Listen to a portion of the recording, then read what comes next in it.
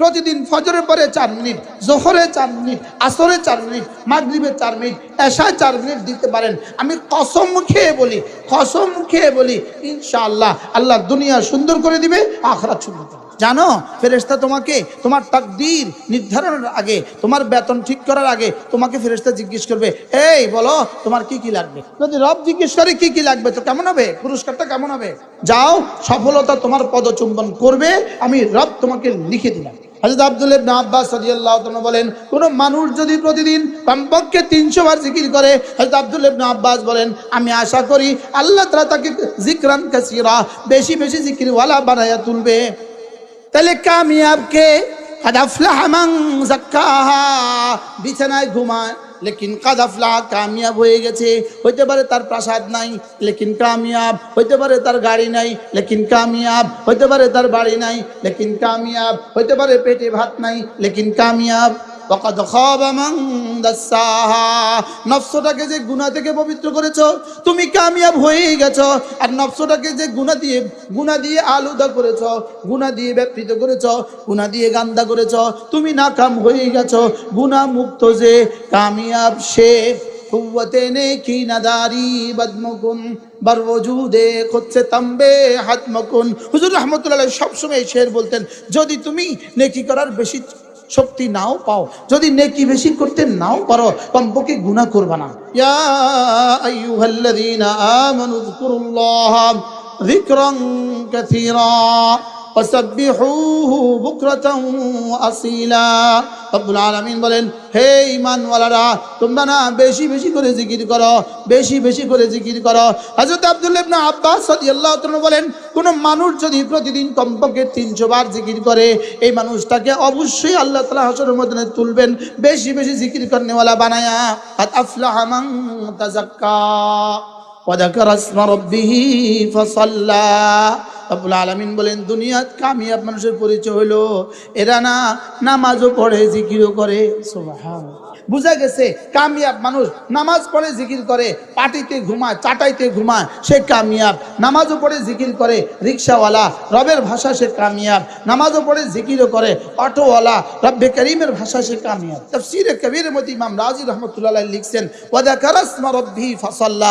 এর তরজমা কি ইমাম রাজি রহমতুল্লাহ আলাইহি এক তাফসীর এটা করছেন, এরা না নামাজ পড়ে এবং নামাজের পরে আওরাদে মাসনুনাগুলো পড়ে। আল্লাহু আকবার। ইমাম রাজি রহমতুল্লাহ আলাইহি তাফসীরে কবীরের মধ্যে লিখছেন, কাদ আফলাহা মান তাযাক্কা ওয়া যাকারা ইসমা রাব্বিহি ফাসাল্লা। ফালাহের চিহ্ন কাদ আফলাহা। কাদ আফলাহা মানে কি? কামিয়াব, কি কামিয়াব হয়ে গেছে। তো আল্লামা ইবনে তাফসীরে কবীর ইমাম রাজি আলাইহির রহমান লিখছেন, কামিয়াব মানুষ কারা? নামাজ পড়ে যারা, 2 নাম্বার নামাজের পরে জিকির করে যারা। এজন্য আকিমিস সালাতা লিযিকরি, নামাজ হবে শুধুই আমার জিকিরের জন্য। আর যদি নামাজ হয়ে যায় ওয়ালা যিকরুল্লাহি আকবার, এটা হয়ে যাবে সবচেয়ে বড় জিকির। সুবহানাল্লাহ। নামাজ আর জিকির কি পরিমাণ অঙ্গাঙ্গিভাবে জড়িত, যেন রব্বুল আলামিন বলেন, ফজর থেকে জোহর পর্যন্ত চলবে জিকির, জোহরে ছুটে এসে হবে নামাজ, আবার পড়বা জিকির, আবার ছুটে এসে পড়বা আসর, আবার করবা জিকির, আবার ছুটে এসে পড়বা মাগরিব, আবার পড়বা জিকির, আবার করবা জিকির, আবার ছুটে এসে এশা, আবার করবা জিকির, আবার ছুটে এসে ফজর, আবার করবা জিকির, আবার ছুটে এসে জোহর। এজন্য ফাইদা খুদিয়াতিস সালাতু ফান্তাশিরু ফিল আরদ ওয়াবতাগু মিন ফাদলিল্লাহ ওয়াযকুরুল্লাহ কাসীরা লাআল্লাকুম তুফলিহুন। রব্বুল আলামিন বলেন, যখন তুমি ব্যস্ত থাকো কাজে, আজান হলে ছুটে আসো নামাজে, ছেড়ে দাও হাতের কাজ, পড়ে নাও নামাজ। যালিকুম খায়রুল লাকুম, এটা তোমাকে দেওয়া তোমার রবের পক্ষ থেকে তোমার জীবনের শ্রেষ্ঠ ফর্মুলা। নামাজ শেষে আবার ফিরে যাও জমিনে, নামাজ শেষে আবার ছুটে যাও জমিনে। ওয়াযকুরুল্লাহ ওয়াবতাগু মিন ফাদলিল্লাহ, জমিনে গিয়ে রিজিক তালাশ করো। এজন্য মসজিদ থেকে বের হওয়ার সময় একটা দোয়া করতে ভুলে যেও না, আল্লাহুম্মা ইন্নী আসআলুকা মিন ফাদলিক। এটা কোত্থেকে নেওয়া? ওয়াবতাগু মিন ফাদলিল্লাহ। সুবহানাল্লাহ। ওয়াবতাগু মিন ফাদলিল্লাহ। নামাজ শেষে ফিরে যাও কাজে, নামাজ শেষে ফিরে যাও দোকানে, নামাজ শেষে ফিরে যাও ফ্যাক্টরিতে, নামাজ শেষে ফিরে যাও খেতে, নামাজ শেষে ফিরে যাও জমিনে। গিয়ে কি করো, ওয়াবতাগু মিন ফাদলিল্লাহ, সেখানে গিয়ে রিজিক তালাশ করো। তবে রিজিক তালাশের ফাঁকে ফাঁকে ওয়াযকুরুল্লাহ কাসীরা, রিজিক তালাশের ফাঁকে ফাঁকে বেশি করে করে জিকির করো। লাআল্লাকুম তুফলিহুন। রব্বুল আলামিন বলেন, কাজ করবা, কাজের ফাঁকে ফাঁকে নামাজ পড়বা, নামাজ পড়ে আবার কাজ করবা, কাজের ফাঁকে ফাঁকে জিকির করবা। যাও, কথা দিলাম, লাআল্লাকুম তুফলিহুন, সফল আমি করে দিব তোমাকে। যাও, সফলতা তোমার পদচুম্বন করবে, আমি রব তোমাকে লিখে দিলাম। পৃথিবীতে যে কেউ আল্লাহকে বাদ দিয়ে যদি কেউ সফলতার আশা করে, আল্লাহকে বাদ দিয়ে যদি কেউ সফলতার আশা করে, নামাজ বাদ দিয়া, জিকির বাদ দিয়া সফলতার আশা করে, ঈমান বাদ দিয়া, ইয়াকিন বাদ দিয়া সফলতার আশা করে, নামাজ বাদ দিয়া, জিকির বাদ দিয়া, কোরআন বাদ দিয়া, মাদ্রাসা বাদ দিয়া কেউ যদি সফলতার আশা করে, এই সফলতার পরিণতি 5ই আগস্ট যেমন হয়েছে এমনই হয়। কি হয় বলেন? 5ই আগস্টের পরিণতিটা কেমন হয়েছে? 11টার সময় হুবহু রব্বুল আলামিনের ওই আয়াত কারিমা যেন আমাদেরকে মনে করিয়ে দেয়। আল্লাহ তাআলা বলেন 11টার সময় কি বলছে জানেন? সেনাবাহিনীকে কি বলছে? তোমাদের জন্য কত টাকা আমি খরচ করেছি, তোমাদের জন্য কত কোটি কোটি ডলার আমি খরচ করছি, আমার সাথে আজকে এই আচরণ করছো। তো আল্লাহ তাআলা আগেই বলেন আমি তোমাদের জন্য অনেক টাকা খরচ করছি। এটা বলবে, সুবহানাল্লাহ বলেন। কি বলবে? এটা বলবে আমি তোমাদের জন্য কি করেছি। দেখেন, আয়াহসাবু আল্লা ইয়াকদির আলাইহি আহাদ ইয়াকুলু আহলাকতু মালাল লুবাদা, 5ই আগস্ট 11টার সময় শুধু এক বাক্য, ইয়াকুলু আহলাকতু মালাল লুবাদা। এখন দিল্লিতে বসে বসে শুধু এক বাক্য, ইয়াকুলু আহলাকতু মালাল লুবাদা। হায় কত মাল খরচ করলাম, হায় কত মাল খরচ করলাম। কি বলেন? হায় কত মাল কি করলাম। আচ্ছা, কিভাবে আল্লাহ যা বলছে তা? আল্লাহু আকবার। কি হয় তাহলে? কামিয়াব কে? কাদ আফলাহা মান যাক্কাহা, বিছানায় ঘুমায় লেকিন কাদ আফলাহা, কামিয়াব হয়ে গেছে। হইতে পারে তার প্রাসাদ নাই লেকিন কামিয়াব, হইতে পারে তার গাড়ি নাই লেকিন কামিয়াব, হইতে পারে তার বাড়ি নাই লেকিন কামিয়াব, হইতে পারে পেটে ভাত নাই লেকিন কামিয়াব। সুবহানাল্লাহ বলেন। লেকিন কি? কাদ আফলাহা মান যাক্কাহা ওয়া কাদ খাবা মান দাসসাহা। নফসটাকে যে গুনাহ থেকে পবিত্র করেছো তুমি কামিয়াব হয়ে গেছো। আর নফসটাকে যে গুনাহ দিয়ে আলুদা করেছো, গুনাহ দিয়ে ব্যাপৃত করেছো, গুনাহ দিয়ে গান্দা করেছো, তুমি নাকাম হয়ে গেছো। গুনাহ মুক্ত যে কামিয়াব সে। সুবহানাল্লাহ বলেন। আজকে আমাদের নানুপুর বয়ান ছিল, নানুপুর থেকে আমি এখানে বয়ান করে আসছি। হযরত নানুপুরি রহমতুল্লাহ এক শের, হুজুর রহমতুল্লাহ প্রায় সবখানে এই শেরটা বলতেন, কুওয়াতে নেকি নাদারি বদমকুন বার ওজুদে খুদ সে তম্বে হাতমকুন। হুজুর রহমতুল্লাহ সবসময় এই শের বলতেন, যদি তুমি নেকি করার বেশি শক্তি নাও পাও, যদি নেকি বেশি করতে নাও পারো, কমপক্ষে গুনাহ করবা না। কি বলছে বলেন? নেকি করতে নাও পারো, কমপক্ষে কি করবে না? গুনাহ করবে না। নেকি করতে যদি কি নাও পারো, কমপক্ষে কি করবে না? গুনাহ করবে না। বলেন, ফরজ ওয়াজিব ছাড়বো না। সবাই ফরজ ওয়াজিব ছাড়বো না। তুমি বলো না, তুমি ফরজ ওয়াজিব ছাড়বো না, কোনো গুনাহ করব না, কোনো সুন্নত ছাড়বো না, কোনো নফল ছাড়বো না। আর কোনটা বাদ দিল? ফরজ ওয়াজিব ছাড়বো না, কোনো গুনাহ করব না। আমাদের আল্লামা নুরুল ইসলাম ওলিপুরি দামাত বারাকাতুহু তিনি বলেন, ফরজ ওয়াজিব করব কেন? তিনি বলেন, ফরজ ওয়াজিব করব জাহান্নাম থেকে বাঁচার জন্য। তাইলে বোঝা গেছে ফরজ ওয়াজিব ছেড়ে দিলে জাহান্নাম থেকে বাঁচা সহজ হবে না। কি ভাই, ফরজ ওয়াজিব করব কেন? বলে না, ফরজ ওয়াজিব করব কেন? ফরজ ওয়াজিব করব কেন? জাহান্নাম থেকে বাঁচার জন্য। গুনাহগুলো ছেড়ে দিব কেন? জান্নাতে যাওয়ার জন্য। যদি ফরজ ওয়াজিব করা হয়ে গেল, গুনাহগুলো ছেড়ে দেওয়া হয়ে গেল, ইনশাআল্লাহ হাসতে হাসতে জান্নাতে চলে যাব। কি ভাই, ফরজ ওয়াজিব ছাড়বো না, ফরজ ওয়াজিব ছাড়বো না। বলেন, ফরজ ওয়াজিব ছাড়বো না, কোনো গুনাহ করব না, ফরজ ওয়াজিব ছাড়বো না। বলেন, ফরজ ওয়াজিব ছাড়বো না, কোনো গুনাহ করব না। আবার ফরজ ওয়াজিব ছাড়বো না। আচ্ছা, এই স্লোগানটা নিয়ে যদি বাড়ি যাওয়া যায় তার দামটা কেমন হবে? হ্যাঁ, আর কি লাগে? আর কি লাগবে তার? যদি এই সিদ্ধান্ত নিয়ে বাড়ি চলে যেতে পারেন, যুবক, এই সিদ্ধান্ত নিয়ে যদি বাড়ি চলে যেতে পারো, ফরজ ওয়াজিব ছাড়বো না, কোনো গুনাহ করব না, জানো ফেরেশতা তোমাকে তোমার তাকদীর নির্ধারণের আগে তোমার বেতন ঠিক ফেরেশতা জিজ্ঞেস করবে, এই বলো তোমার কি কি লাগবে। কি যদি রব জিজ্ঞেস করে কি কি লাগবে, তো কেমন হবে? পুরস্কারটা কেমন হবে? হ্যাঁ, এই জন্য ফরজ ওয়াজিব ছাড়বো না, ফরজ ওয়াজিব ছাড়বো না, কোনো গুনাহ করব না। ফরজ ওয়াজিব ছাড়বো না, কোনো গুনাহ করব না। চোখের গুনাহ করব না, কানের গুনাহ করব না, জবানের গুনাহ করব না, হাতের গুনাহ করব না, পায়ের গুনাহ করব না, লজ্জাস্থানের গুনাহ করব না। সুবহানাল্লাহ। আর কি লাগে? কি হয়? এই ওয়াজের নামে মাঝে মাঝে আপনাদেরকে এগুলো মনে করিয়ে দেওয়া, মাঝে মাঝে এগুলো কি করা। আচ্ছা, কেউ না কেউ যদি এগুলো মাঝে মাঝে মনে না করায় তো জাতির কি অবস্থা হবে? জাতি চোর হবে আর ডাকাত হবে, চোর হবে আর কি হবে বলেন? ফরজ ওয়াজিব ছাড়বো না। ফরজ ওয়াজিব করবো কেন? জাহান্নাম থেকে বাঁচার জন্য। ফরজ ওয়াজিব করবো কেন? জাহান্নাম থেকে বাঁচার জন্য। গুনাহগুলো ছেড়ে দিব কেন? জান্নাতে যাওয়ার জন্য। সুন্নতগুলো করবো কেন? রাসূলের শাফাআত পাওয়ার জন্য। নফলগুলো করবো কেন? আল্লাহর ওলি হওয়ার জন্য। তাহলে বোঝা গেছে নফল করলে কি হওয়া যায়? আল্লাহর ওলি হওয়া যায়। কোন নফল করলে আল্লাহর ওলি হওয়া যায়? যেই নফলে ফরজ ওয়াজিব ছুটে না, যেই নফলের সাথে কোনো গুনাহ হয় না, যেই নফলের সাথে কোনো সুন্নাত ছুটে না। এই নফলে কি হওয়া যায় বলেন? আল্লাহর ওলি, আল্লাহর ওলি হওয়া যায়। আল্লাহ আমাদেরকে তৌফিক দান করেন। 5 ওয়াক্ত নামাজ পড়বো তো ইনশাআল্লাহ? বলো ইনশাআল্লাহ। জওয়ানরা জওয়ানরা ইনশাআল্লাহ বলো ইনশাআল্লাহ। ইনশাআল্লাহ আল্লাহ তৌফিক দান করে। আমি একটা শ্লোক শিখাই। ইনশাআল্লাহ ইনশাআল্লাহ হাত উঠাইয়া ওয়াদা করলাম ভাই, নামাজ জিকির ঠিক করিয়া মরতে চাই সবাই। ইনশাআল্লাহ বলো ইনশাআল্লাহ ইনশাআল্লাহ হাত উঠাইয়া ওয়াদা করলাম ভাই, নামাজ জিকির ঠিক করিয়া মরতে চাই সবাই। হাত নামান, আল্লাহ তৌফিক দান করেন।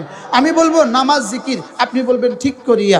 নামাজ জিকির, নামাজ জিকির, নামাজ জিকির ঠিক করিয়া, নামাজ জিকির ঠিক করিয়া, নামাজ জিকির, নামাজ জিকির, নামাজ জিকির, নামাজ জিকির।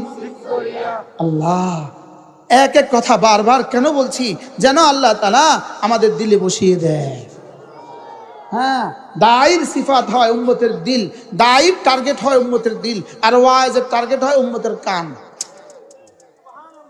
কি বলছি? দায়ীর টার্গেট হয় কি বলেন? নবীদের টার্গেট কি থাকতো? উম্মতের দিল। এজন্য সমস্ত নবীরা এক এক কথাকে বারবার বলতেন। বিশেষ করে আমাদের নবীজি তো জীবনের সব কথাকে বারবার বলতেন। কি বলতেন বলেন? আল্লাহ তৌফিক দান করেন। ইয়া আইয়ুহাল্লাযীনা আমানু যকুরুল্লাহা যিকরান কাসীরা ওয়াসাব্বিহুহু বুকরাতান ওয়া আসীলা। রব্বুল আলামিন বলেন, হে ঈমানওয়ালারা, তোমরা না বেশি বেশি করে জিকির করো, বেশি বেশি করে জিকির করো। হযরত আব্দুল্লাহ ইবনে আব্বাস রাদিয়াল্লাহু তাআলা বলেন, কোন মানুষ যদি প্রতিদিন কমপক্ষে 300 বার জিকির করে, এই মানুষটাকে অবশ্যই আল্লাহ তাআলা হাশরের ময়দানে তুলবেন বেশি বেশি জিকির করনেওয়ালা বানায়া।